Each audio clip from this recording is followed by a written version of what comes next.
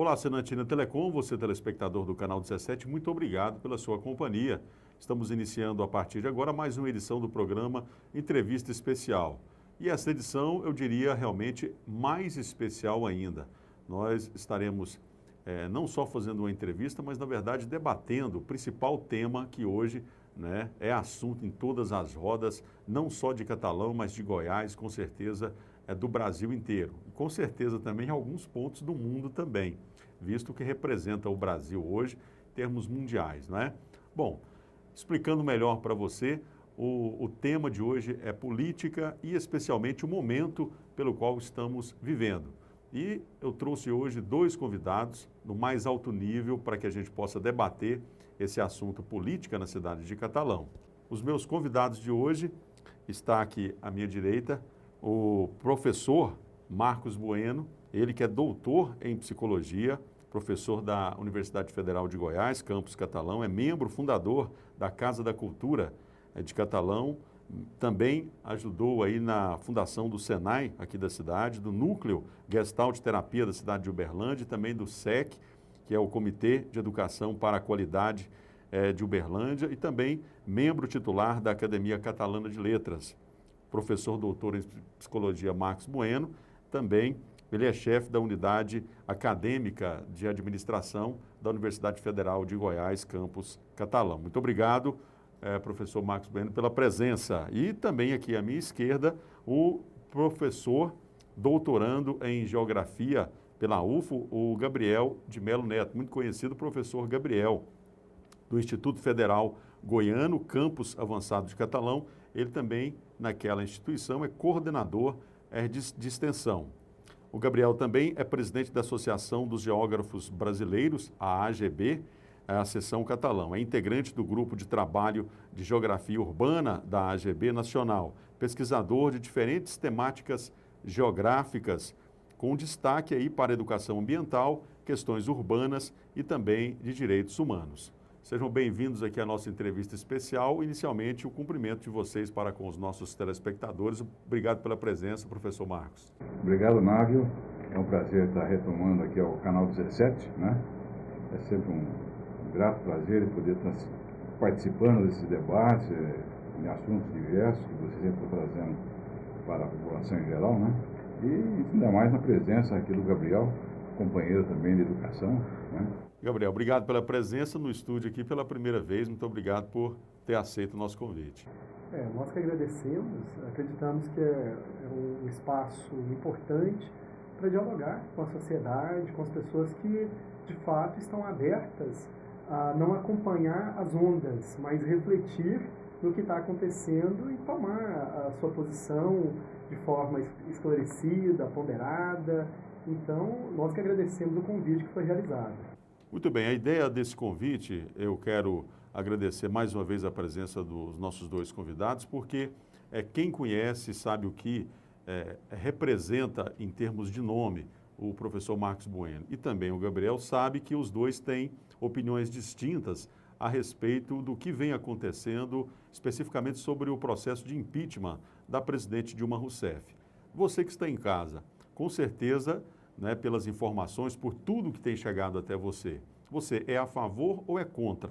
Nós temos aqui duas pessoas que pensam exatamente o contrário uma da outra. E aí, no caso, elas estarão expondo as suas ideias, as suas opiniões, para que você também possa formar melhor a sua opinião e entender melhor esse processo pelo qual nós estamos vivendo. Bom, qual é o significado político, então, que vocês, essa é uma pergunta para vocês dois, o significado, então, que vocês enxergam por trás desse processo de impeachment? O que representa isso tudo? Primeiramente, você, professor Marcos. Tá. Então, eu vejo que é uma pergunta interessante, né, oportuna, realmente reflete o nosso dia a dia do nosso país, né? Quem acompanhou ontem, né, pela comissão no Congresso, na Câmara, que estava discutindo sobre o relatório, né, do relator, pôde sentir as divergências, né, os contraditórios, né, as opiniões das mais diversas representações partidárias e políticas, né? Então eu vejo que esse momento exige, né, uma ampla discussão sobre esse tema. O Brasil é inegável, eu até costumo falar, né, que nós temos duas situações, né? Nós temos uma situação que é o lado do discurso, né, que foi inclusive a minha tese de doutorado foi com relação ao discurso no mundo do trabalho, né? Quero deixar claro aqui, inclusive, minha posição que entre o capital e o trabalho, eu sou do lado do trabalho, né? Apenas eu pondero certas colocações que envolvem as opiniões de ideologias de partidos, que é muito divergente. Mas eu vejo que...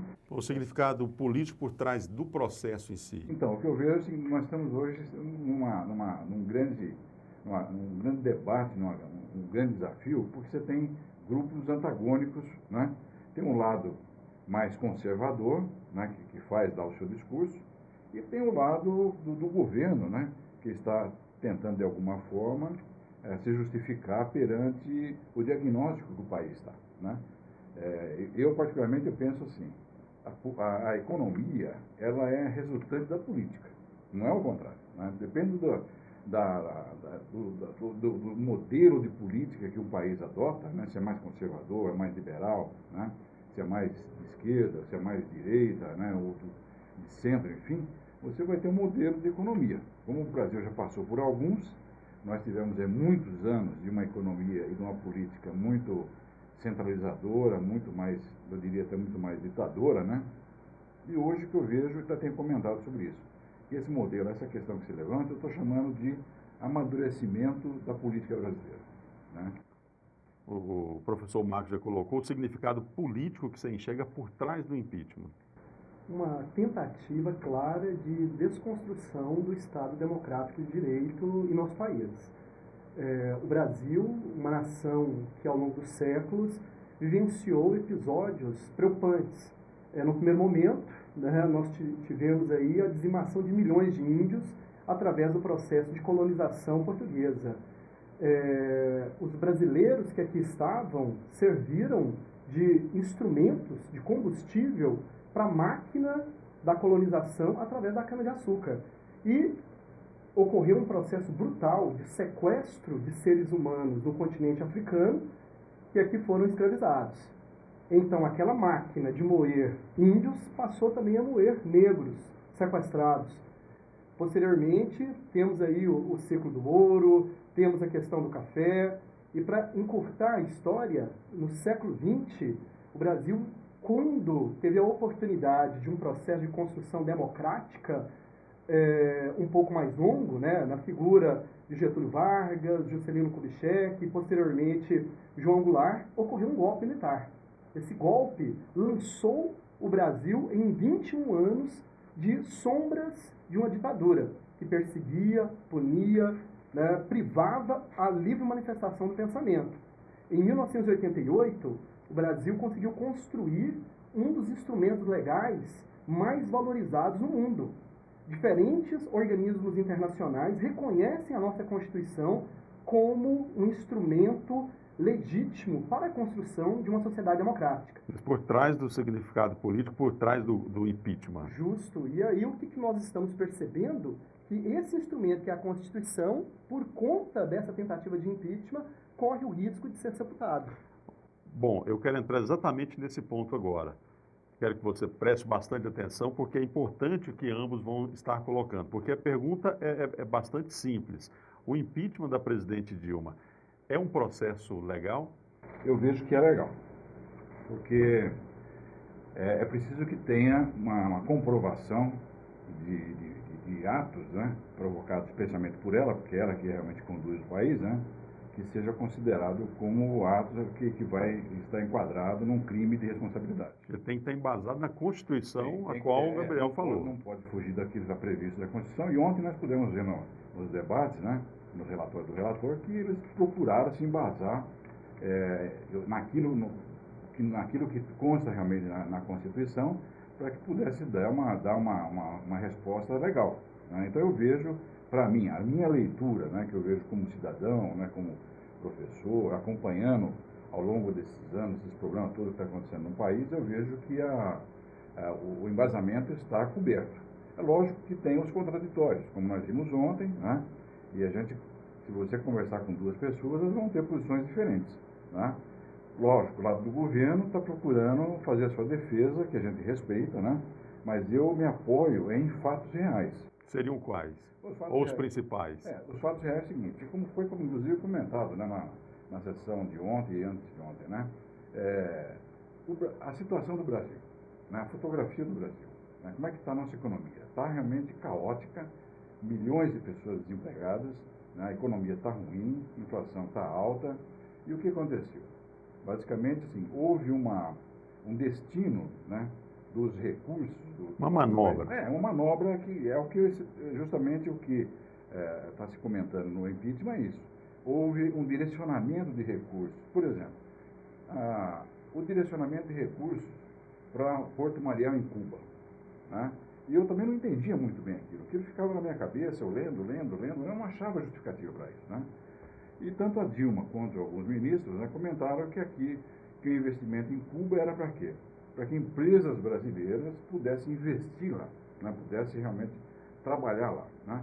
Até aí tudo bem, está correto. O problema é que, como está sendo levantado, é que essa forma de canalizar recursos para outros países, como aconteceu, colocaram justamente essas 5 maiores empresas do Brasil, né, para captar, faziam o trabalho empresarial, mas por trás desse trabalho empresarial aí que surgiu o problema, que é o quê? Que é a propina, né? Faturavam esses contratos e desse superfaturamento vinha aí as verbas que hoje está circulando no meio político, né? Então, infelizmente, esses fatos, né, que eu estou seguindo os fatos que estão sendo apresentados pela mídia, né? Eu me baseio assim, em 3 fatos. Primeiro, é o fato real do país, né? Quer dizer, como é que nós estamos vendo o país? Eu olho o Catalão, nós temos aqui mais de 2 mil desempregados só nesse último ano, né? Empresas fecharam, muitas empresas fecharam, comércio fechado, serviço fechado, né? Que é um reflexo da economia do Brasil, né? Eu vejo, por outro lado, a inflação subindo, né? Eu vejo, por exemplo, muitas categorias, né, que não conseguem fazer a recuperação salarial, né? Então, tudo isso é reflexo de uma política econômica que não deu certo. Aquilo que você vê lá na televisão, lá também aqui tem, Também né? aqui, entendeu? Aqui é o reflexo, é o micro do macro, né? O que acontece em Brasília, acontece no país, acontece em Catalão, e por ser uma cidade menor, você até sente um impacto maior. Então, como eu estava comentando, eu me baseio em defender a posição do impeachment, isso é o fato real que nós estamos vivendo, porque nós temos um lado, é a realidade, é a comida na mesa, é o trabalho, é o emprego, é a saúde, né? É a educação, e do outro lado você tem o lado do discurso, né? Que é onde os políticos são hábeis, né? Ele tem muita habilidade do discurso político. E no discurso político, como a gente pode ver na televisão todo dia pela TV Senado, né? Realmente, de repente você tem uma ideia formada, você ouve um discurso, você fala, tem razão, né? O político, o nobre deputado tem toda a razão, entendeu? Então, assim, vem a habilidade da comunicação. Então, lá do discurso que eu falo. A outra questão é o seguinte, que é, ou você acredita naquilo que a mídia coloca todo dia para nós, cidadãos, e você faz uma filtragem, né? E o outro lado que eu acho que é o mais importante, que é a versão que a Justiça apresenta, né? O Ministério Público Federal, a Receita, a Polícia Federal, né? Quer dizer, será que nós estamos duvidando de tudo isso que eles estão apresentando, entendeu? Por tudo isso, então, você acha então que o impeachment da presidente é um processo legal? Exatamente, pelos fatos, né, apresentados. Quanto a você, Gabriel, é legal esse processo de impeachment? Eu acredito que, na resposta dada pelo professor Marcos Bueno, os argumentos são muito mais no campo do descontentamento com a gestão da economia do país. Eu não estou aqui na condição de defensor do governo Dilma. Tenho várias críticas, mas críticas distintas daqueles que querem a cabeça da Dilma a qualquer custo. Mas é um processo legal ou não? E aí vem essa questão, Nádia. O professor Marcos, ele aponta questões de desemprego, questões econômicas e não apresenta a resposta da sua pergunta, né? Qual que é o dispositivo legal? Dispositivo legal não há, né? O que foi dito é a colocação de setores da Polícia Federal, do Ministério Público Federal e de políticos. Ora essa, quem são esses políticos que estão acusando a atual mandatária de corrupção? Hoje, 1/3 do Congresso Nacional está sofrendo processo de investigação criminal. Então, nós estamos falando de 1/3 do Congresso. Hoje, nós temos exatamente 36 manifestos de juristas espalhados pelo Brasil. Um desses manifestos tem a assinatura de 8.000 juízes, promotores, advogados, que são contrários ao impeachment. Não há uma única faculdade de direito de grande relevância desse país que é favorável ao impeachment. Catalão, Sezuc, por exemplo, ou a própria UFG, que tem os cursos. Você tem alguma informação? Tenho sim. Ontem, em Goiânia, a Faculdade de Direito, juntamente com advogados, promotores, defensores públicos, assinaram o manifesto dos juristas goianos contra o impeachment. Então, nós temos milhares de advogados, promotores, juízes que são contrários ao impeachment. No caso da OAB, te interrompendo, mas a OAB foi uma das instituições que foi lá e homologou para que se fizesse o impeachment também. Sim, mas a OAB ela é uma instituição que representa um segmento. No entanto, setores desse próprio segmento têm se colocado contrária. Nós poderíamos citar, por exemplo, a seção do Espírito Santo. Eles saíram da seção OAB por não concordar com essa atitude. Advogados do Rio Grande do Sul estão tomando o mesmo caminho. No Rio de Janeiro, ou seja, o que se discute que a OAB, né, através dos seus dirigentes, tomou uma decisão de cúpula sem consultar suas bases. Então, quando uma instituição ela toma uma decisão de cúpula, nós temos dificuldades. Por exemplo, eu poderia aqui recolher um documento, o Conselho Federal de Psicologia, né? Hoje, né, professor Marcos, é contrário ao impeachment. O Conselho Federal de Psicologia, a Universidade Federal de Goiás, a Universidade Federal de Uberlândia, o reitor da Universidade Federal de Uberlândia e todo o Conselho dos dirigentes são contrários ao impeachment. Todas as universidades federais se pronunciaram contra o impeachment através do seu conselho, né, que é a ANDIPS. Os reitores dos institutos federais também são contrários ao impeachment. Então, se nós formos verificar argumentos técnicos, nós vamos perceber o que é apontado até agora é basicamente uma questão: pedaladas fiscais. E o que são essas pedaladas fiscais? O governo fazer uma estratégia para utilizar um recurso que tem uma finalidade em outra finalidade e, posteriormente, devolver esse recurso. Não há nenhum tipo de apropriação do recurso público. Há um uso prioritário que aquele governo acredita que é o melhor. A Constituição ela é clara quando ela define o que é passivo de impeachment. E se as pedaladas fiscais fossem argumentos para impeachment, nesse exato momento, 16 governadores deveriam sofrer o impeachment, inclusive o governador do estado de Goiás, que também realizou, ao longo dos vários anos do seu mandato, esse tipo de estratégia. Então, é interessante notar, Návio, e aos telespectadores que nos acompanham, o professor Marcos Bueno, que está aqui conosco, que o presidente Lula praticou as pedaladas, Fernando Henrique Cardoso também. Todos os presidentes fizeram isso. Apenas agora estão utilizando esse argumento para a tentativa do impeachment. Nós não podemos ignorar que, em recente editorial do jornal Folha de São Paulo, por exemplo, é registrado que, até o momento, não há crimes contra a presidenta Dilma, mas é melhor que ela renuncie. Ou seja, a própria setores da oposição, que hoje nós temos vários meios de comunicação que agem como oposição, reconhecem que Dilma não tem um crime confirmado, mas pedem a sua renúncia. Então, o que nós precisamos de refletir é o seguinte: descontentamento político com qualquer administração não pode justificar impeachment. Eu não concordo, por exemplo, com a gestão do governador Marconi Perillo, mas nunca fui na rua pedir o seu impeachment. Eleição é uma conquista dos brasileiros e nós precisamos de respeitar o trâmite. Agora, Gabriel, é importante a gente estar colocando e abrindo aqui esse espaço para que você realmente tenha uma compreensão melhor, tenha um entendimento melhor.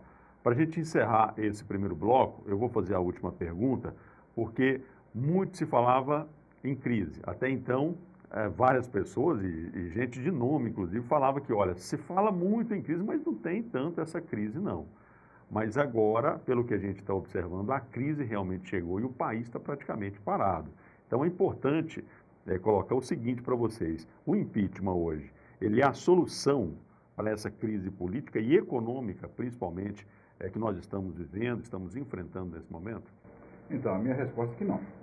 Eu acho que o impeachment não é uma receita mágica que vai tirar o país, o Brasil, né, dessa situação de caos que realmente todo mundo está sentindo na pele, para uma solução mágica, né? Deu um impeachment hoje, a Dilma vai ter que perder o mandato, e no dia seguinte o Brasil, vai surgir uma nova Suécia aqui. Eu não acredito nisso, né? Eu sigo o posicionamento crítico de alguns economistas, que eu até vi ontem, inclusive, por sinal, né? Que eles falam isso. O problema é, se acontecer o impeachment, né, qual é a solução do país? Aí você tem um segundo elemento aí, que eu também acredito que não vai acontecer o impeachment, né, pelo que a gente já está acompanhando no cenário da Câmara, que vai para o Senado tem uma posição um pouco diferente do espaço político da Câmara. Né? Essa posição do PMDB, nesse momento de ter saído... Eu particularmente sou um crítico do PMDB. Ele acabou dando um fôlego, na verdade, para todo o processo, na verdade, a questão da rearticulação por parte do governo. Eu acho que pegou muito mal, né? Eu vejo, como cidadão, eleitor, eu vejo que pegou muito mal a saída do PMDB, porque ele aproveitou durante 13 anos do governo, né? E na hora em que a presidente precisava contar com o partido, ele simplesmente abandona o barco. Entendeu? Na verdade, é o que se fala no meio político, que é oportunista, né? Então, respondendo mais claramente que você O Jorge Braga, te interrompendo, ele fez uma charge há 3, 4 dias atrás, exatamente isso, né? A Dilma dentro de um navio e o PMDB saindo fora e deixando ela sozinha, né? É o comandante que abandonou o navio, né? Infelizmente foi a posição do PMDB, eu acho assim, muito, muito ruim. Mas eu acho... Mas se no impeachment, então, não é a solução, qual seria a solução, professor? A solução que eu vejo é o seguinte, eu não acredito em nenhum partido do nosso país. Eu vejo que todos eles estão prostituídos pela corrupção, né? Tanto é que o listão da Odebrecht tem 24 partidos ali. Tem 284 políticos, né? E 24 partidos de 35. O Brasil tem 35 países, que eu acho um absurdo isso, né? Eu não vou morder com isso aí. Vira uma coxa de retalho, né? Você acaba não conhecendo. A pergunta é a seguinte: qual que é a ideologia de cada partido? Entendeu? Então, eu acho que assim, qual que é a solução que eu vejo? Precisaria realmente fazer até eu acho assim, que a Dilma, até vou fazer aqui um parênteses, viu, Nádio? Como é que eu vejo a situação da Dilma? Eu acho que é onde chegou, né? Eu, por exemplo, eu fui eleitor do primeiro mandato do Lula, o segundo não fui. Não fui eleitor também da Dilma, tá? Eu segui o Cristóvão e segui a Marina, né? Justamente porque eu detesto o radicalismo, eu não gosto de radicalismo, né? Mas o que eu vejo da Dilma, que eu venho acompanhando, tem muitas conquistas, sem dúvida nenhuma, tá? Eu acho que é burrice falar, não, o governo do Lula, o governo da Dilma não teve conquistas sociais, econômicas, políticas. Teve, claro que teve, sem dúvida nenhuma. Eu acho que o grande problema da Dilma, que chegou a esse ponto que nós estamos hoje, né, essa confusão partidária, ideológica e política, é porque ela não tem habilidade política.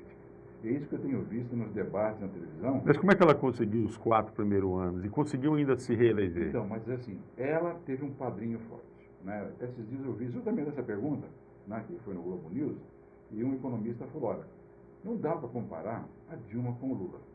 O Lula é um sujeito que tem carisma político, né? Tem liderança política, ele tem nome internacional. Pode ter 1000 erros aí que está surgindo, aí, que pode até ser verdade, mas que ele tem, né, uma liderança e uma ideologia e um carisma político muito grande. Ela não tem nada disso. Ela não tem. Ela nunca foi uma executiva, entendeu? Ela foi secretária de Minas e Energia no Rio Grande do Sul, depois foi ministro do governo Lula, né? E aí o Lula, com o seu poder político que ele tinha na época, e como ele fez realmente um bom governo, conseguiu, né, colocá-la no governo. Mas, só para encerrar esse ponto, então eu acho que se a Dilma tivesse, o que falta para ela? O que falta para a Dilma? É uma governante inteligente? Sem dúvida que é. O que falta para ela chama-se habilidade e humildade. Ela não tem isso. Ela não conversa com o Congresso, não conversa com os políticos, ela toma decisões unilaterais, não ouve a sua equipe de assessoria, não ouve os seus ministros, entendeu? Ela faz um atropelamento geral. É isso que deu essa situação. A única explicação lógica que eu encontro é isso. Então eu vejo que se não tiver com Dilma ou sem Dilma, né, uma equipe que vai reorganizar politicamente, né, o país, realmente nós vamos ficar ainda muitos anos nesse estado de caos que nós estamos. Gabriel, para a gente encerrar esse bloco, o professor Marcos acabou de falar que não está acreditando mais no impeachment. Você fica mais confortável, né? Considerando que nós ainda estamos no primeiro tempo do debate, acho que é um ponto positivo. É uma brincadeira É uma apenas, brincadeira, mas o impeachment é a solução para essa crise, principalmente econômica, Gabriel? Ou qual seria, então, a solução? Nável, nós precisamos de trabalhar no campo não apenas do discurso, como bem esclareceu o professor Marcos Bueno. Os políticos têm a habilidade de discursar, nós precisamos de dados. Como geógrafo que sou, não poderia vir com um debate desprevido, né, de números. Eu gostaria de citar, por exemplo, um número simples. Fernando Henrique Cardoso, ele entregou o país para o Lula com 12,2% de desemprego. O desemprego, no ano passado, era de 4,8% no início do ano, ou seja, condição de emprego pleno. Hoje, a taxa de emprego no Brasil é de 8,2%. Então, o 8,2%... De desemprego. De desemprego, de perdão, desemprego. de desemprego. Então, o 8,2% de desemprego atual ainda é menor do que o desemprego com o Fernando Henrique Cardoso. Qual é a fonte, Gabriel? Essa fonte aqui são dados do IBGE. Eu gostaria de citar aqui os dados do Serasa, que são também muito interessantes, né? O Serasa, ele traz as falências requeridas. Quais são as falências requeridas? No ano de 96, ocorreram no Brasil 48.169 falências. O governo Fernando Henrique, primeiro mandato. O primeiro mandato. No ano de 2013, né, com Dilma, no fim do primeiro mandato de Dilma, nós tivemos 1.758 falências. Então, de 48 mil, né, para 1.758, há um patamar muito grande. Quando se fala de crise, nós precisamos entender que há toda uma tentativa, né, de desconstrução do governo atual. Governo que, repito, tem as minhas críticas, mas nós não podemos trabalhar apenas com opinião, achismo, eu acho isso, eu acho aquilo. O DIEESE, na pesquisa de cesta básica, né, é o trabalho desenvolvido aqui com primor pelo o curso de administração em catalão, aponta que no primeiro ano do Fernando Henrique Cardoso, um salário mínimo, a proporção de compra, né, era de 1/6,15. No fim do governo do Fernando Henrique, no 8º ano, o salário mínimo comprava 1/6,5. O Lula chegou no seu último ano de governo com 2,27, 2/6,27. E a Dilma, no segundo ano de governo, estava com 2,18. Ou seja, é possível nós percebermos que ocorreu um ganho real do salário mínimo, né? Há toda uma tentativa de mostrar informações de uma crise, que de fato existe uma crise, mas essa crise ela não é só no Brasil, ela é internacional, e o tamanho dela no Brasil, ela tem sido escandalizado isso, né? Todos os dias, quando temos um indicador econômico negativo, ele é realçado ao extremo. Desde quando a taxa de desemprego estava no 4,8 e foi para 5, disseram, ó, cresceu o desemprego. Depois, 5,1, 5,2, e cada vez que crescia meio ponto percentual, é capa de revista, é manchete de jornal. Então, esse monstro não é tão grande assim não. E aí nós precisamos de entender o tamanho dele. Hoje, o poder aquisitivo do brasileiro é muito maior. Quantas pessoas que estão nos assistindo aqui agora tiveram a oportunidade nos últimos anos de passar umas férias numa cidade litorânea, voar, andar de avião, que era algo de um grupo muito reduzido? Tem uma manchete que é muito interessante, que eu até separei ela aqui. Ela foi publicada no ano de 2001, né, no jornal Folha de São Paulo, e fala da dificuldade dos brasileiros em pagar conta de telefone. E eu achei muito interessante que milhares de pessoas não estavam conseguindo pagar as suas contas. Hoje, as pessoas que nos assistem estão com seus smartphones, né? Telefone fixo não é nem mais uma prioridade do brasileiro. A disponibilidade de carro, o acesso à universidade, entre outras coisas. Como ambientalista, eu fico preocupado com a quantidade de carros que existem nas ruas, como o Catalão, por exemplo. Mas eu preciso de reconhecer que houve um crescimento do poder de compra do brasileiro. E que muitas pessoas que hoje estão sofrendo consequências da crise, estão sofrendo consequências não porque correm o risco de passar fome, né? Mas porque algumas coisas que podem ser cortadas, as pessoas querem manter. Eu quero manter aquilo que eu conquistei, mas eu tenho compreensão que se precisar abrir mão de alguma coisa, eu vou abrir. Solução para a crise, Gabriel. Se o impeachment para você, então, não é a solução, o que seria a solução, então? Uma vez que ela não tem toda a habilidade que o Lula tem, como bem colocou o professor. Eu discordo, né? Eu discordo disso. Porque, veja bem, a Dilma, no primeiro mandato dela, atingiu um patamar de aceitação da opinião pública maior do que o do Lula. A Dilma, segundo as pesquisas de opinião pública sobre a avaliação do governo, ela conseguiu ultrapassar o Lula. Como que uma pessoa... Não seria no quesito técnico, não? Não, o que ocorre é o seguinte, ocorreu um processo de desconstrução, sobretudo a partir de 2013, né, as marchas de 2013, que se aceleraram em 2014. E 2014, Návio, não encerrou até hoje. A eleição não acabou para muitos. Aqueles que foram derrotados não aceitaram o resultado das urnas. As urnas são claras. 54 milhões de pessoas votaram na Dilma. Eu gostaria só de citar aqui, brevemente. Com a derrota nas urnas, a primeira atitude da chapa derrotada foi pedir a recontagem dos votos ao Tribunal Superior Eleitoral.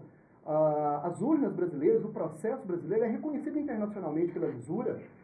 Posteriormente, questionaram o financiamento, a prestação de contas da campanha. Veja bem, as empresas que doaram para a candidatura da Dilma são as mesmas que doaram para as demais candidaturas. Como alegar que o dinheiro que vai para uma candidatura é lícito e para outra é ilícito? Mas mesmo assim, o Tribunal Superior Eleitoral aprovou as contas.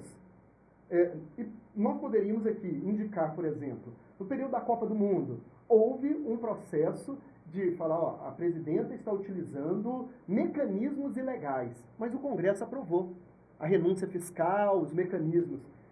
Então, o impeachment não é solução de forma alguma. O que é solução é o respeito das regras democráticas. Presidente eleito precisa cumprir o seu mandato, até que se comprove um ato constitucional que justifique o seu desligamento. Se for comprovado que a Dilma descumpriu os dispositivos previstos na Constituição que leve ao pedido de impeachment, eu estarei lá defendendo o impeachment. Mas o que está acontecendo agora é uma desestabilização do governo da Dilma. O que nós precisamos é que a oposição reconheça que regras democráticas precisam de ser respeitadas e permitir que a presidenta Dilma exerça o seu papel de presidenta. Ok, então assim a gente encerra esse primeiro bloco.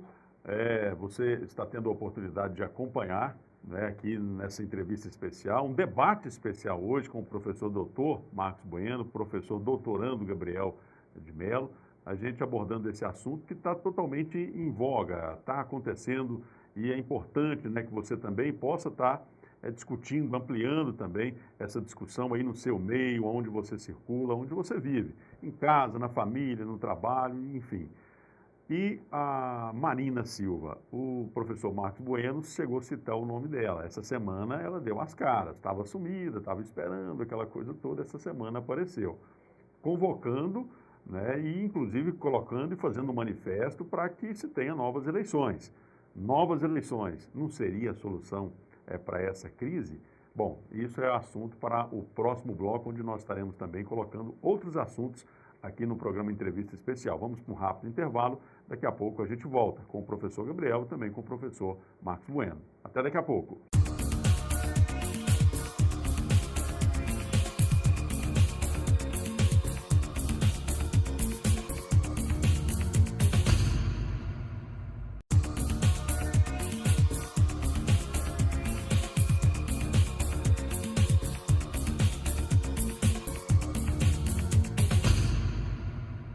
Estamos de volta pelo canal 17, aqui na sua operadora de TV por assinatura, aí na Telecom e também na internet. Muito obrigado você que compartilha, não é, todos os vídeos que nós postamos no canal 17 Catalão, no YouTube também.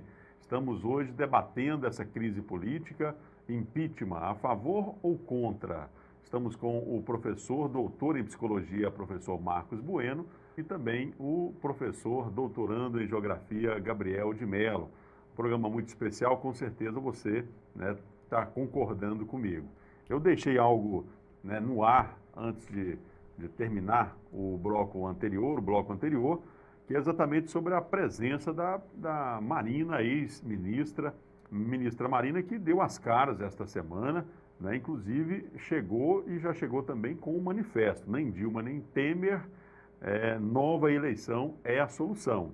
O significado da entrada da Marina em cena nesse momento, o senhor que inclusive já votou nela. Okay. Bom, eu vejo o seguinte, eu olho muito a biografia do candidato, né? A história do candidato, né? A sua história política, né? A Marina, por exemplo, ela foi praticamente companheira ali do Chico Mendes, é um ambientalista, que é da área do Gabriel, que domina muito melhor do que eu, né? Então, assim, até uma história de vida, uma história social, uma história de luta, né, uma história política realmente invejável. Né? Estava no PT, lamentavelmente saiu, o PT perdeu muito com ela, né, infelizmente, porque eu vejo que é realmente uma política de expressão. E nesse momento que ela estava dando as caras, até eu vi uma entrevista dela no Globo News que ela falou sobre isso, né, em que a Miriam, né, a entrevistadora, falou para ela, senadora, a senhora sumiu, onde a senhora estava? Né? Então ela respondeu assim, que ela não é uma pessoa de ficar fazendo marketing televisivo. Né? Ela prefere se recolher, analisar os fatos, a situação, e aí ela se posiciona. E eu vi duas intervenções dela, muito boa, muito bem centrada, muito lógica, e com essa abordagem que ela colocou, nem Temer, nem a Dilma, nem uma nova eleição, eu particularmente sou favorável a essa nova eleição. Mas como fazer isso? Bom, o processo não é simples, né? Até eu vi rapidamente na televisão ontem alguns políticos, alguns comentaristas falando disso. Não é tão simples você costurar uma nova eleição, né? Já que a Dilma já deixou claro que ela não renuncia. Né?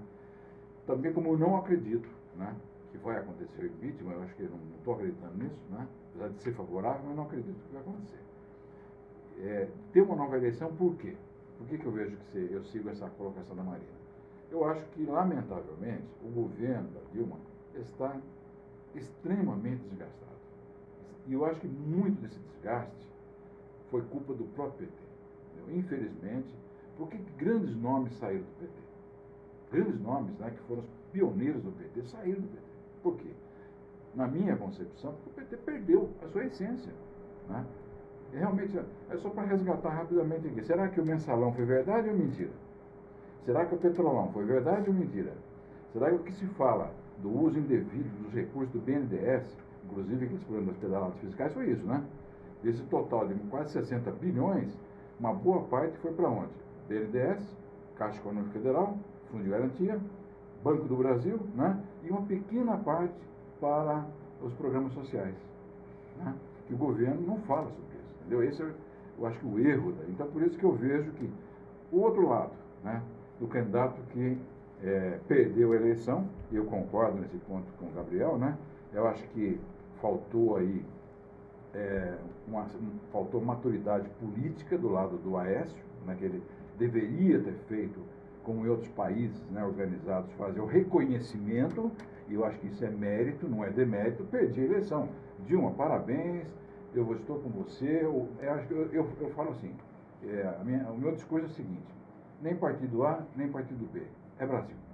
Nós temos que lutar pelo Brasil. Mas na prática isso é bem complicado. Muito, né? complicado, muito difícil costurar isso, né?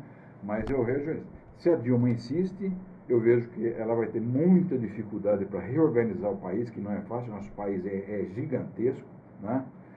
Por outro lado, se ela perde e o Temer assume, eu também não acredito que ele vai costurar um modelo de gestão do país também de forma adequada, não acredito nessa possibilidade, né? Então, dentro dessas duas situações, com uma nova eleição, que é a proposta da Dilma, eu prefiro ficar com uma nova eleição, entendeu? Gabriel, sobre a presença agora da ex-senadora, que inclusive foi uma das fundadoras do PT, na verdade, né? ela começou lá no Acre, naqueles nos seringueiros, quer dizer, tem toda essa trajetória, como bem colocou o professor Marcos, e se a gente analisar a trajetória da ex-senadora, ex-ministra Marina, ela realmente, no segundo mandato da presidente Dilma, Marina foi o fiel da balança, que inclusive culminou com o segundo turno exatamente por causa da expressiva votação que ela teve. O que representa esse nome, Marina, numa análise bem realista da sua parte? Eu acredito que a diversidade, a pluralidade de pensamento, ela é necessária, é saudável para qualquer democracia. Mas caminhar na perspectiva defendida pela Marina, que ela representa o novo, é um grave equívoco. O partido, rede, do qual ela faz parte, por exemplo, tem quadros, muitos deles oriundos de descontentes do PT, como o Marcos Boiano falou, e de outros segmentos, que historicamente tem uma postura à direita, à esquerda, mas que aceitou financiamento, né, e orientações de grupos que tradicionalmente têm um alinhamento de direita. Ou seja, a Marina ela tinha no seu grupo, né, e o financiamento que ela recebeu, o Banco Itaú, a Natura, né, e outras organizações. Então, Marina não pode ser entendida como novo, né? É um grupo descontente, tanto da direita tradicional, PSDB, né, e da esquerda tradicional, PT, que se organizaram numa terceira via. Essa terceira via mostrou força, mas diante do pedido que você fez, né, uma análise, né, sincera, eu acredito que não tem musculatura eleitoral para ganhar uma eleição. Né? E a proposição da Marina lança gasolina no incêndio. Por quê? Se nós tivermos uma nova eleição e quem ganhar não for aquela pessoa defendida pelos partidos que estão pedindo a cabeça da Dilma, será que esse grupo vai deixar quem for eleito administrar? É aquela velha história do menino que é dono da bola. O jogo só pode acontecer se o time dele está ganhando. Se o time não está ganhando, o que ele faz? Pega a bola, põe debaixo do braço e vai embora. Eleição não é isso. Eleição é uma coisa séria. Dilma foi eleita, 54 milhões. O mandato dela tem uma data para encerrar. Nós precisamos de garantir isso. Porque senão nós vamos chegar num estado de selvageria, que já está ficando claro quando pessoas resgatam o fascismo. O que é o fascismo? A negação da ideia do outro, a perseguição de quem pensa diferente.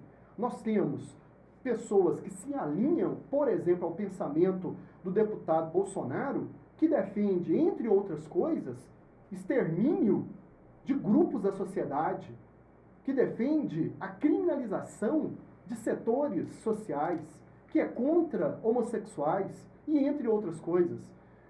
Hoje é até perigoso em algumas cidades brasileiras a pessoa andar com a camisa vermelha. Nós temos aí casos de agressão de criança que estava com a camisa da Suíça vermelha, né, e foi agredida. Crianças que estão sendo alimentadas no ódio. Pais que dizem, né, fora Dilma, e tratam a Dilma com desrespeito. Nós estamos falando de uma senhora que é avó, e é tratada como a revista Isto É fez essa semana. Uma postura machista, misógina, que precisa ser denunciada. A Dilma, ela tem o direito de concluir o mandato dela. E a Marina, quando aparece novamente no cenário político com uma proposta dessa, não está colaborando para a governabilidade. Nós precisamos de organizar um pacto social. Esse pacto tem que ser realizado. É necessário que a oposição tenha maturidade, e aí o que o professor Marcos Bueno é essencial. Não é possível qualquer eleição do mundo civilizado, quando você perde uma eleição, você liga e reconhece. Aécio não reconheceu até hoje que perdeu a eleição, e isso já virou até piada, né? Ele vai ser vice do quê? tem algo que muito se falou ao longo do tempo, principalmente aqui no interior, a gente acaba acompanhando e ouvindo também aquela ideia que é a seguinte, Gabriel e Marcos, a gente vai votar, mas se ele não for bom, a gente tira. Como é que se avalia esse tipo de pensamento, esse tipo de ideia? Porque o que a gente está observando é o quê? No caso da Dilma, essa situação toda chegou num ponto onde ela realmente não está tendo essa governabilidade suficiente para conduzir as coisas do jeito que precisam. Nesse caso, então, é meio que uma sinuca ali e as pessoas, onde é que está muito dividido o processo, né? Nós não podemos cair no equívoco de quebrar a regra legal. A regra, a Constituição, é de 88. Como que nós vamos atropelar uma legislação? E toda legislação precisa ser aperfeiçoada, sem sombra de dúvida. Mas aí, nesse ponto, Nave, que você aponta para nós, é, de fato, uma sinuca, né, de bico. É verdade, ali, Mas... E como é que as pessoas estão analisando e entendendo esse processo? Porque muitas pessoas falam isso, não, eu vou votar. Eu já escutei isso demais. Você foi candidato, se não for bom, a gente tira. Eu vejo que essa é uma versão simplória, né? É uma redução, o que a gente chamaria da utopia. Né? Se não for bom, a gente tira. Isso aí para mim é utópico, isso aí está fora do contexto da realidade. Né? Tanto é que se fosse assim, quantos políticos o Brasil já teve, né? Prefeitos, governadores, presidentes, né? É só lembrar, por exemplo, de Ademar Barros. Então, assim, isso faz parte de um modelo político que já esgotou. Eu acho que o Brasil precisa agora superar esse modelo, né? Eu acho que ficar nessa polarização, né? Direita, esquerda, né? Honesto, desonesto, tem ético, não tem ético, né? Eu acho que realmente o modelo é de superação. Precisamos se conseguir construir, né, um momento, um espaço político de governabilidade. Quero a opinião de vocês sobre as manifestações. O Gabriel já chegou a colocar, e é importante, o professor também está colocando, sobre as manifestações que começaram lá em junho de 2013. Tem até um filme da Folha de São Paulo que eu recomendo todos assistirem gratuitamente aí no YouTube, Junho, né, um filme muito bom, que inclusive tem a participação de uma pessoa, o Vladimir Safato, né, que tem daqui de Catalão. E fica essa recomendação sobre aquelas manifestações, segundo o professor Gabriel, foi quando tudo começou e chegou no patamar que nós estamos. Mas as manifestações que ocorreram aqui em Catalão, eu gosto de me ater à nossa realidade, né? A mais recente, essa última, que foi aquele dia que convocou para manifestações em todo o país, no dia 13 de março aconteceram essas manifestações contra o governo Dilma, né, se dizendo contra a corrupção também, o governo Dilma. Depois, em seguida, houve uma manifestação favorável ao governo, inclusive o próprio Gabriel também participou. Então, o catalano, como é que vocês analisam? O catalano tem posição definida sobre o futuro do país diante essa realidade de ir para a rua, de manifestar, de se expor? Eu vejo, né, Nave, que essa questão da mobilização, o povo, de uma forma geral, no caso especialmente do nosso Brasil, né, que falta muita formação, uma educação política, né, o povo é manobra, né, ela é massa de manobra, tanto para um lado quanto para o outro. Isso é indiscutível. Quem ignorar isso, eu acho que está perdendo um pouco do lado da razão. Né? Mas, por outro lado, se você for fazer uma análise um pouco mais cautelosa, é um estágio necessário. Entendeu? Eu vejo por isso. Né? Teve mobilização contra a Dilma. E depois, mobilização, como nós tivemos a última agora, né, do PT, da CUT, né, que teve a favor do governo, a favor da Dilma. E foi grande, não grande, né? Mas eu sigo nessa discussão que você coloca, uma que eu comentei há pouco, que foi justamente de um analista internacional, né, da Alemanha, inclusive. Né? Agora lembrei, era da Alemanha. E ele falou isso, falou, as mobilizações do Brasil foi 4 milhões de pessoas que foram para a rua. O Brasil tem 204 milhões, nós estamos dos outros 200 milhões. Então eu percebo que o Brasil ainda, nesse momento que nós estamos vivendo, nesse momento histórico do Brasil, nós somos o país do futebol. Nós somos o país do carnaval. Mas nós não somos ainda um país que gosta do Brasil, né, e luta pelo Brasil para realmente se tornar um grande país. Acho que falta isso.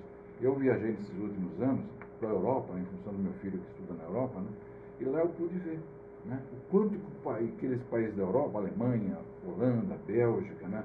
França, eles conseguiram vitórias sensacionais no lado político, no lado social, na economia. Por quê? Porque o seu povo estava muito mais educado politicamente.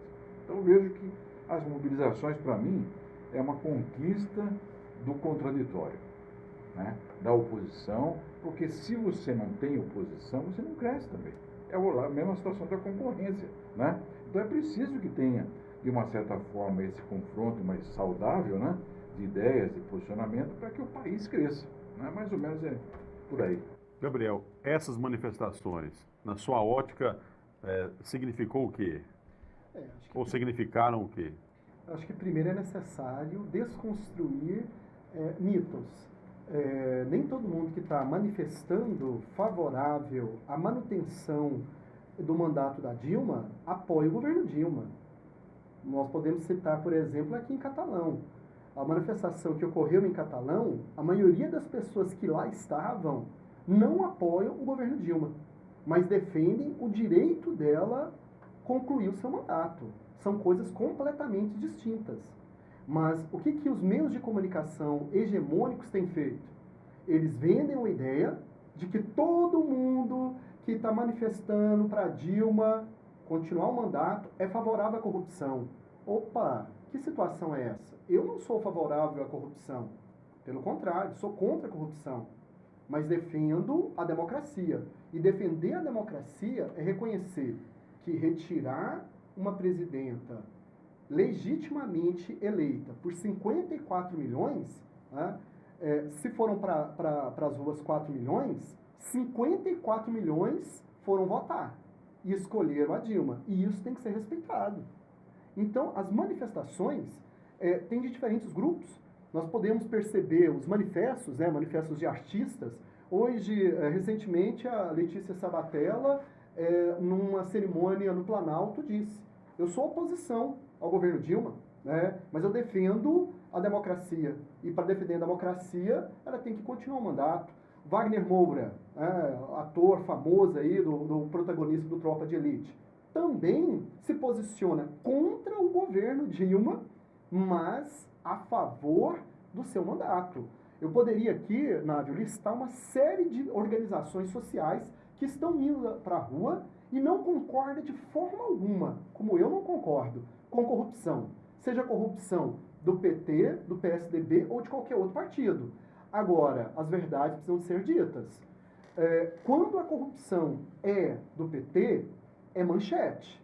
O jornal explora. A televisão faz reportagens gigantescas. Quando é corrupção da oposição, aparece em nota de rodapé. Nós podemos citar, por exemplo, a situação do senador Aécio Neves, que as pessoas estão até brincando, ele é heptacampeão. Já foi citado inúmeras vezes e até hoje não há qualquer tipo de processo contra ele. Então isso nos preocupa. São 2 pesos e 2 medidas. Se você quer acabar com a corrupção, tem que ser doa quem doer. E não é isso que está ocorrendo. E a situação é tão grave que ministros do Supremo, quando votam em desacordo com esse grupo que quer o impeachment, são até perseguidos. O ministro Marco Aurélio de Mello, né, ele recentemente tem sido vítima, porque a postura dele, ele pediu simplesmente que o Congresso avaliasse o deputado Cunha, aceitasse o impeachment do Temer. Mas o que o Cunha quer? O Cunha, que tem contas no exterior, que tem processos, que tem denúncias de ter recebido numa negociação 5 milhões, em outra 3 milhões, é a pessoa que está encaminhando o impeachment. Ele não aceitou. Foi necessário o Supremo entrar com ação. E os descontentes entraram com uma ação pedindo o impeachment do juiz. É um absurdo. Há 2 semanas atrás, outro absurdo, o ministro Zavascki, né, teve o filho dele perseguido. Eles divulgaram nas redes sociais o endereço do filho do ministro, porque o ministro votou diferente daquilo. Isso não pode acontecer. Nós precisamos de respeitar a regra democrática. Não podemos estimular as pessoas para a selvageria e nem criar factóides. Nem todo mundo que é contra, eu vou repetir para ficar bem claro, né? Nem todo mundo que é contra o impeachment é favorável à corrupção. Pelo contrário, eu não vi ninguém que está defendendo o mandato da Dilma que está dizendo, ó, tem que ter corrupção, nós precisamos de amadurecer. A oposição não tem moral para falar contra a corrupção, porque na oposição existem vários e graves casos de corrupção que não são investigados. Gabriel, você citou essa ação encaminhada e desencadeada aí pelo Supremo Tribunal Federal, pelo ministro Marco Aurélio Mello, encaminhando aí para que se avaliasse esse processo, apreciasse o processo de impeachment, né, do vice-presidente Michel Temer. Para a gente encerrar, caminhando aqui, eu queria uma análise de vocês sobre essa postura do ministro, o que isso representa nesse momento? Benávio, eu vejo com muita preocupação, né? Eu também não sou favorável que o Michel Temer assuma a presidência. Eu não vejo, para mim não me convence, né? Então, eu acredito que vai ser muito difícil de se construir o impedimento do vice-presidente, né? Pelo cenário que nós estamos vendo aí, porque tem um problema complicado a resolver, que é o caso do Eduardo Cunha, que é o presidente da Câmara, que tem que startar o processo, né? Então ele já está entrando, inclusive, com recurso, porque ele não quer abrir, justamente porque é do mesmo partido do Temer, é parceiro do Temer, né? Eu vejo que isso vai dar mais um desgaste político nesse momento que nós estamos passando. Não acredito que vai sair esse impedimento do Temer, né? Eles não estavam conseguindo nem as assinaturas para fazer a comissão, né? Por isso que eu acho que não vai conseguir, né? Não vai conseguir abrir o processo, né?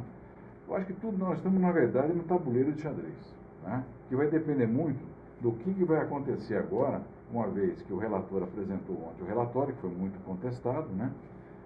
Vamos ver como é que vai ser a votação esse fim de semana, para ver a fotografia que vai sair desse processo, que aí é que eu acho que a gente pode avaliar um pouquinho essa solicitação que o ministro Marco Aurélio fez com relação ao impedimento do Michel Temer, né? Agora, Gabriel, o PT, a Dilma, ganhou um fôlego, vamos dizer, com essa atitude. Queira ou não, né, as pessoas acabam avaliando e entendendo dessa forma. Porque, no caso, o Michel Temer faz parte do processo, faz parte do jogo, da chapa de Dilma. E, no caso, a coisa, vamos dizer, bagunçou mais ainda a situação e acabou dando um fôlego a mais. Há quem diga que essa situação de momento agora é o que está dando mais fôlego para realmente não acontecer o impeachment. É isso mesmo? E a sua leitura sobre esse pedido do ministro Marco Aurélio para avaliar esse pedido de impeachment de Temer? Correto.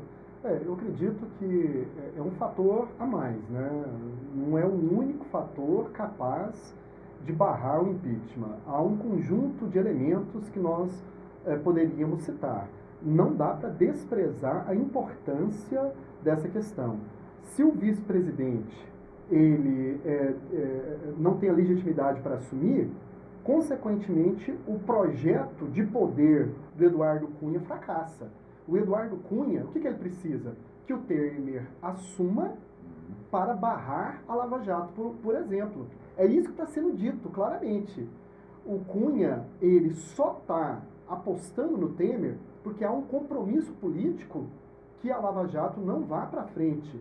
E nós precisamos de entender, né? Acho que é até importante, Nável, abordar um pouco da Lava Jato, no que tange é o seguinte, há vários erros nessa operação, que por conta da importância do combate à corrupção estão sendo ignorados. Por exemplo? Por exemplo, não investigar o candidato Aécio Neves, né, o senador Aécio Neves hoje, não investigar ninguém que não seja, né, vinculado ao grupo que está no poder, né? Quando é vinculado ao PT, aí há uma investigação.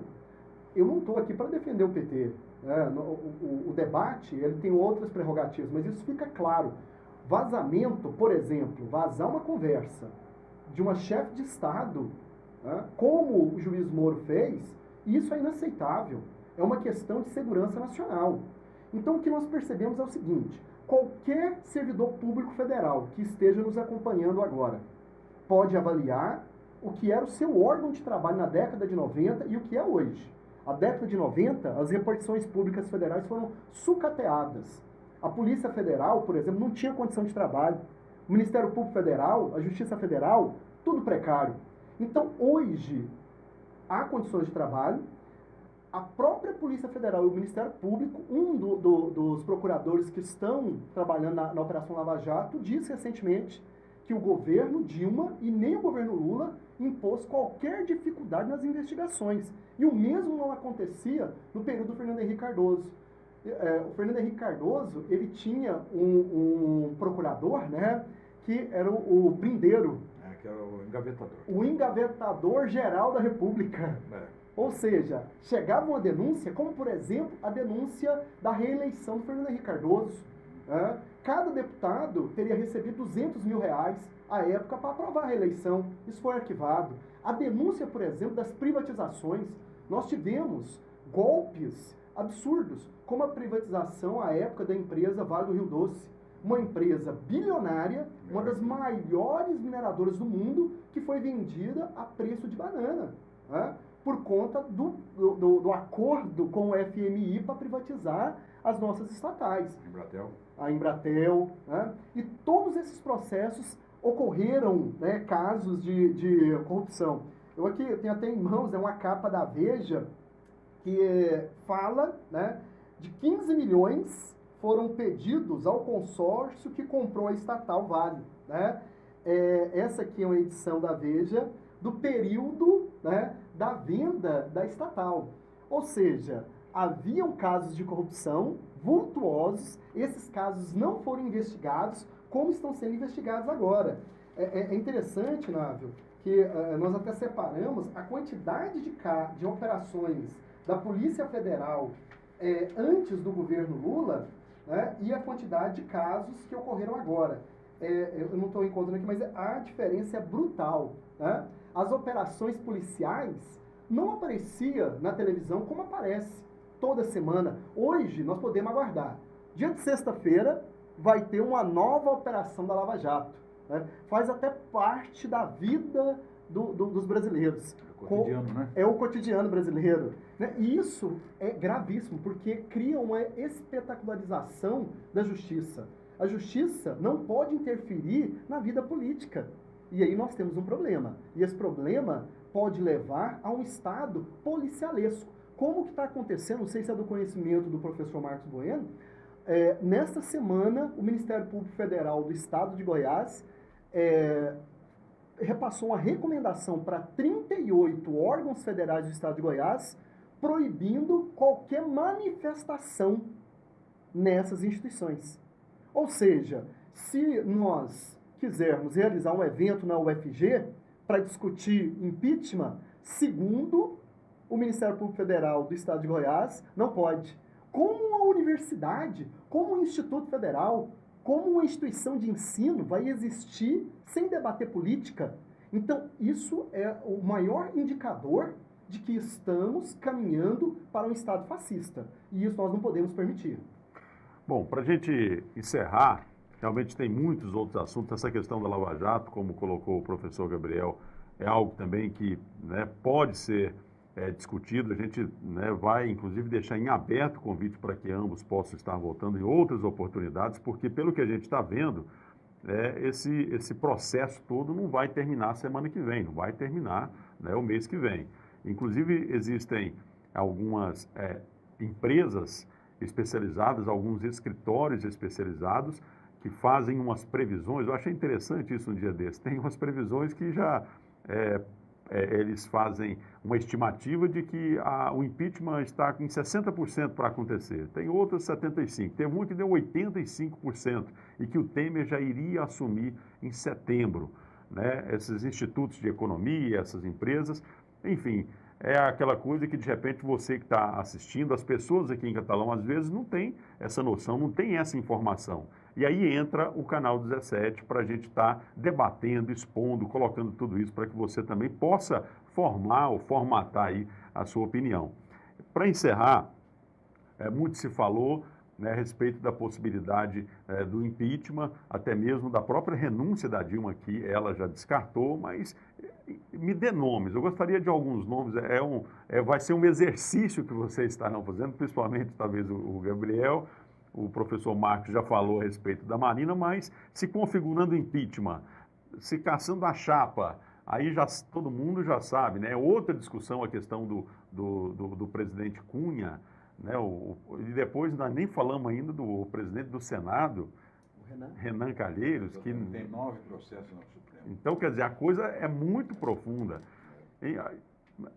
Se isso tudo se configurando, nenhum desses nomes, quais seriam os nomes, né, para se chegar à presidência da República e ter uma governabilidade, tirando todo mundo que está aí? Professor Marcos. Eu, tirando a Marina, que é a minha candidata, né, eu ficaria com um nome que já foi muito polêmico no Brasil, né, que é o Joaquim Barbosa.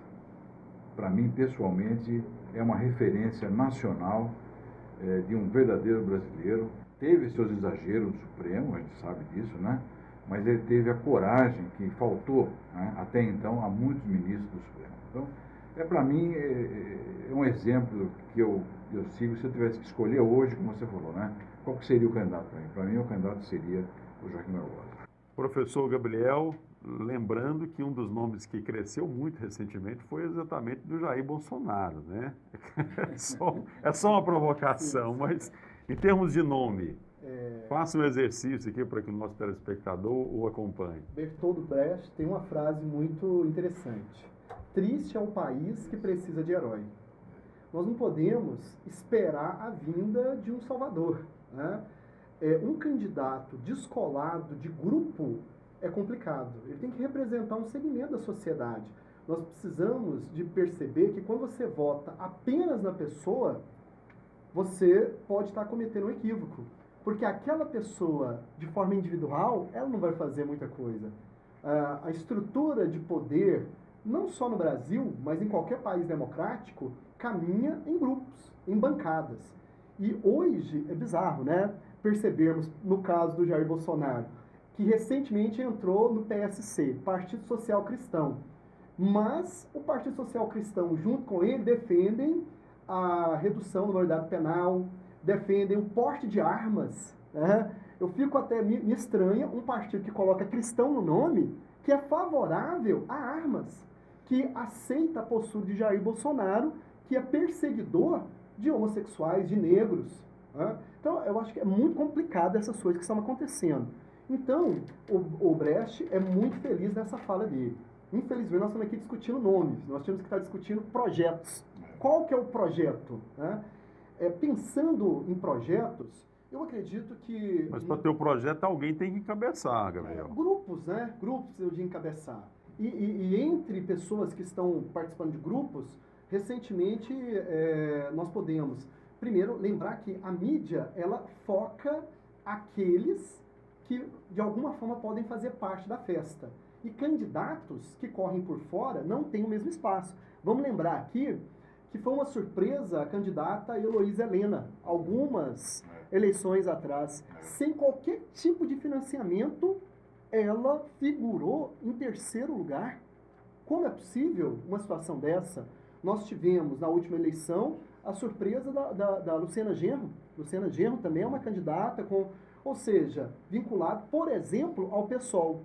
PSOL é um partido que é oposição ao governo, que tem o deputado Jean, né? O deputado Jean tem sido apontado como uma jovem força vinculados a movimentos sociais, a movimentos de defesa de direitos humanos, e o pessoal tem jogado de forma interessante. Oposição ao governo, critica veementemente o governo, mas é contra o impeachment. É uma situação interessante. Nós poderíamos também citar o Ciro Gomes, o deputado Ciro Gomes, o ex-deputado e governador Ciro Gomes. Ex-candidato à presidência. Ex-candidato à presidência, que foi para o PDT e está se reorganizando dentro do PDT com um discurso que lembra muito os bons tempos do Brizola. Tá? Vamos lembrar da importância que foi Leonel Brizola na história brasileira, quando se posicionou como um dos únicos governadores que se opuseram ao golpe militar. Como o governador que fez campanha pela legalidade. E pelo parlamentarismo. Justamente. O que eles... É alguns um modelo muito melhor do que hoje, né? Particularmente. Há controvérsias, né? Nós vamos lembrar que no tempo do Goulart, fizeram com ele, aliás, o que estão tentando fazer com a Dilma. Já tem essa proposta também da Dilma ser uma presidenta figurativa e termos no Brasil o parlamentarismo, né? E um primeiro-ministro. Então são questões que a gente precisa de estudar com muita atenção e lembrar que no momento de crise tem que ser oportunidade para o crescimento. Não pode ser oportunidade para o retrocesso. Nós não podemos jamais admitir a perseguição de pessoas porque elas pensam e por sua opinião. E isso tem acontecido muito no Brasil. Não são raras as situações de pessoas que são agredidas. Pessoas que, não, eu sou contra o impeachment da Dilma. Grupos dentro da própria família perseguem. Então nós precisamos de entender que não é dessa forma que nós vamos construir um Brasil melhor, uma sociedade melhor. E negar a política é o pior caminho. Se falarmos assim, ó, todo político não presta, o que nós teremos se não tivermos política?